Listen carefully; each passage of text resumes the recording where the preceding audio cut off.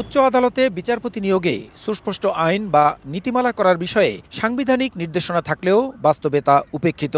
১৯৭৮ সালে প্রথম আইন করার বিষয়টি সংবিধানে যুক্ত করার পর বিভিন্ন সময়ে এই আইন প্রণয়নের দাবি ওঠে।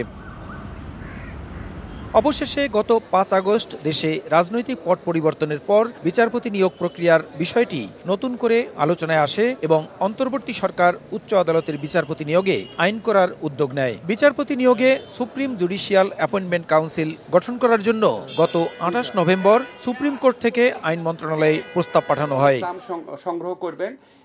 মঙ্গলবার আইন বিচার ও সংসদ বিষয়ক উপদেষ্টা ডক্টর আসিফ নজরুল সচিবালয়ে সংবাদ সম্মেলনে বলেন, উচ্চ আদালতের বিচারক নিয়োগে অধ্যাদেশ জারি করা হয়েছে। বিচারপতি নিয়োগে ৬ সদস্যের একটি সুপ্রিম জুডিশিয়াল অ্যাপয়েন্টমেন্ট কাউন্সিল গঠন করা হবে। উচ্চ আদালতে বিচারক নিয়োগ হবে স্বচ্ছ প্রক্রিয়ার মাধ্যমে, দক্ষ, অভিজ্ঞ, দল নিরপেক্ষ এবং প্রকৃত যোগ্য ব্যক্তিরা উচ্চ আদালতে বিচারক নিয়োগ হবে। দেশের ২৫ জেলায় আওয়ামী লীগ সরকার আমলে করা ২৫০০ গায়েবী মামলা চিহ্নিত হয়েছে জানিয়ে উপদেষ্টা বলেন, আগামী এক সপ্তাহের মধ্যে এসব মামলা এবং ফেব্রুয়ারির মধ্যে সারা দেশের রাজনৈতিক হয়রানিমূলক মামলা প্রত্যাহার করা হবে। সাইবার সিকিউরিটি আইনের অধীনে থাকা মামলাসমূহ প্রত্যাহারের কথা জানান তিনি। ২৫০০-এরও বেশি মামলাকে রাজনৈতিক হয়রানিমূলক মামলা হিসাবে বা গায়েবী মামলা হিসাবে চিহ্নিত করতে পেরেছি।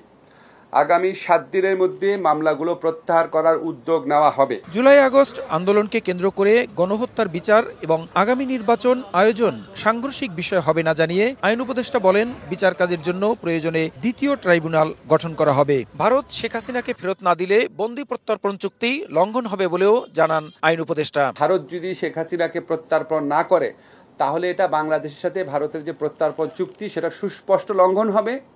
সেটা আমরা সেই ব্যাপারে আমরা বিশ্ব সমাজে কি পদক্ষেপ নেব সেটা আমাদের পররাষ্ট্র মন্ত্রণালয়ের মাধ্যমে ঠিক করা হবে। রেড অ্যালার্ট জারি করা হয়েছে ইন্টারপোলের মাধ্যমে। সংবিধানের সঙ্গে সাংঘর্ষিক হয় এমন কোনো বিষয়ে অন্তর্বর্তী সরকার সংস্কারের উদ্যোগ নেবে না বলেও জানান আইন উপদেষ্টা।